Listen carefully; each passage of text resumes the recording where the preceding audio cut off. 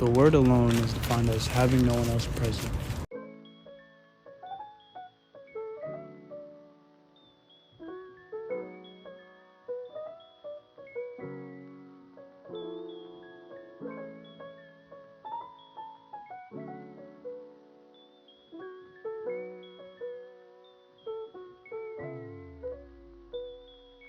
And honestly, I think it's a good thing to be alone. But I don't think you should be alone by yourself all the time. I do think it's important to keep some space for yourself. Being alone allows you to do essentially whatever you want. You can climb to a rooftop, you can go get your hair cut, go treat yourself, you know? Whether that's go shopping, whatever your little vice is, whatever you enjoy doing. When you're alone, there's really nothing stopping you from doing that. I think us originally as human beings, because I'm assuming you're a human being watching this video, if you're not, sheesh. We have our little communities that we live with, that we tend to. And during the day, we go off, probably hunt, right? And while sometimes for the bigger stuff, you go out in groups, but sometimes you go out alone. Venture out, look for what you would look for, and fend for yourself, using your own thoughts, your own experiences. And I don't think we really do that as often anymore. I think it's important for us to not only be alone, but be alone without any distractions. In this day and age, we're constantly on some sort of device, some sort of vice, in order to distract us from our own boredom, I guess. I think it's more of a subconscious cop-out rather than like a conscious self-sabotage, if that makes sense. You know, we're constantly being influenced by other people. While that is somewhat of a positive thing, you know, I think being able to connect with people is important, regardless of, you know, what you do or who you are. But without some level of individuality, are you really your own person? Are you unique? Being alone kind of just allows you to bathe in your own thoughts. Like, I'm literally just sitting here talking to myself and just trying to get to the bottom of why I enjoy being alone so much, why it brings me so much peace. And sometimes the peace isn't in, you know, a solid answer. Sometimes the peace is in the questioning. I was eating lunch by myself today, as I do. Well, not as I do, but sometimes I eat lunch by myself. And I was sitting down today, and the idea of death came along, and not in a bad way. It was just like, what comes after death? You know, and there's a lot of different beliefs in what that could be. You know, as an individual, it's your choice to pick one, your choice to step into your belief and really live like that, live that life. That's what I did. But if I wasn't alone, there's no way I was going to take that time out of that day and, you know, make that conscious decision to start living the way I wanted to. Nobody, and I mean nobody, knows exactly what you want. I think you can build connections with people to a point where you can get a good idea of what they want, what they need in a moment.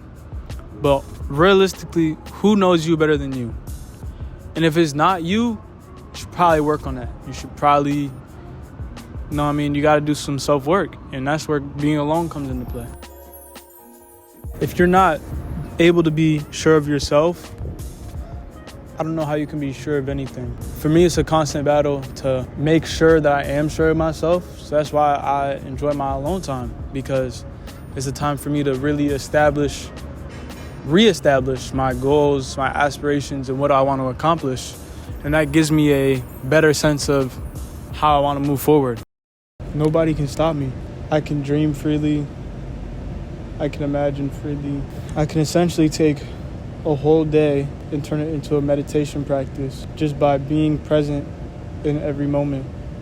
I feel like that's easier to do when I'm not distracted by, you know, just trying to communicate with people. And I think that's what a lot of people are missing, is that presence, that self-awareness. When you have that, when you obtain that, it's not even about obtaining, because it's constant work. But when you're in the practice of that's when I've found the most peace. And I think that level of peace is something that a lot of people may have never even experienced in their life. And once you have it, everything you desire is just naturally attracted to you. If I had to try and describe the level of peace that comes with practicing meditation or just being present when you're by yourself, just centering yourself, having that time to yourself. I keep saying yourself because it's so much easier to do when you're by yourself. It's like a constant flow state. If you don't know what a flow state means, I'm not going to describe it here, but it's something I've been trying to work on reobtaining because I had it at one point. I definitely did. It's not about silencing your mind. I don't think that's possible. I mean, it is, but it isn't. Like, the idea of silencing your mind, to me, once you get to a point where it's silence, it's more just like, it's just a being. Like, I don't know how else there is to describe it. And when you do that, you realize instantly how blessed you are. At least I do. And when you start thinking like that, it's like nothing else matters. Like, I'm not thinking about school right now. And there are times where I sit down by myself and I stress out about school. And that's okay. Bro, what do you mean? Like, you're going through stuff. It's normal. Live with it. Feel it. Like, really feel that out. Don't try and suppress it. Like,